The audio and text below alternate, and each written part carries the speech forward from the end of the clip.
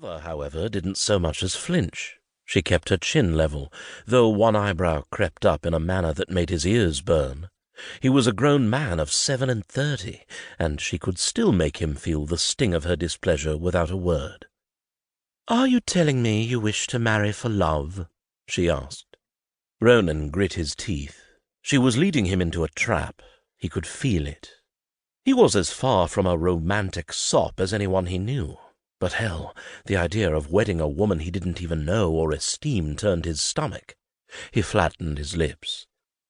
"I understand you're upset, dear, but the Kinleys are a fine family of exceptional pedigree," she said. "Lord Kincaid is an earl, and Lady Imogen is an acceptable match." "I am capable of choosing my own wife, damn it." "Then why haven't you?" Her eyebrow lifted infinitesimally at his oath. "This is for your own good, my son." He knew his reputation, stringent and particular to a fault. The hushed whispers that no lady, no matter the alliance benefits, the size of the dowry, or even her own personal endowments, would ever be good enough for Ronan Maclaren, Duke of Dunranach. But the plain truth was he'd hoped to meet a woman who stirred his blood, or at the very least intrigued him. When he took a bride, he'd at least like to feel some spark of affection for her. He couldn't stand still another moment.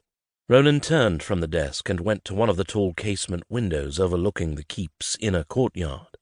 He'd been born and bred to be a duke, a role he'd prepared for all his life, and one he took seriously. His clan and his family had always come first. Always. Right now, however, he felt under attack, and by his own kin. The betrayal cut into his chest like a dull and rusty dirk. "You've had plenty of time to choose for yourself," his mother went on, also standing.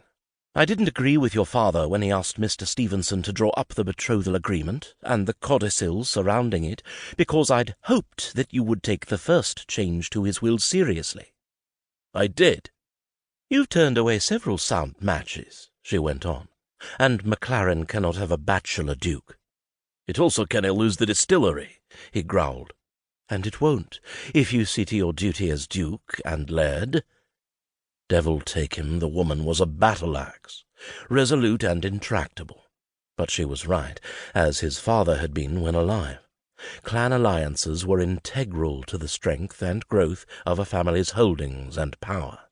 His brothers and sisters had all wed for those very ends, and beyond his sister McKenna's first marriage to a brutal laird, something neither Ronan nor any other Maclarens had known about until after the man's death, they had all married out of affection, if not alliance. Ronan felt something tighten inside his chest. He'd thought himself in love once, long ago, but such folly was a double-edged sword. Pleasure on one side, pain and suffering on the other. It had nearly destroyed him, and he hadn't trusted another woman since. He glanced at the Duchess. Perhaps it was his own fault for waiting so long, but no one had ever appealed enough for him to propose marriage. And now a veritable stranger was being foisted upon him. He felt cornered by duty and circumstance, and he did not like it. He raked his fingers through his hair. "Say I sign this contract," he said, refusing to look in his mother's eyes. "What if the lady, what was her name, Imogen or some such, refuses the match?" "Lord Kincaid has already agreed. He did so when your father presented the offer." Ronan bit back his scowl.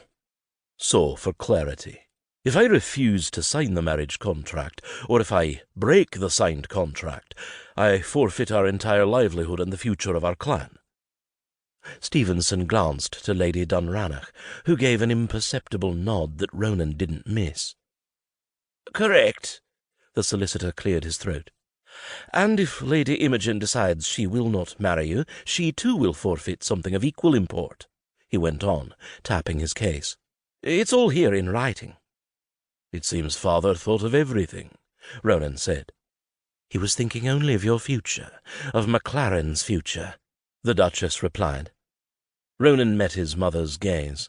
Again the sick swell of betrayal roiled in his stomach. He felt manipulated, bent to someone else's will.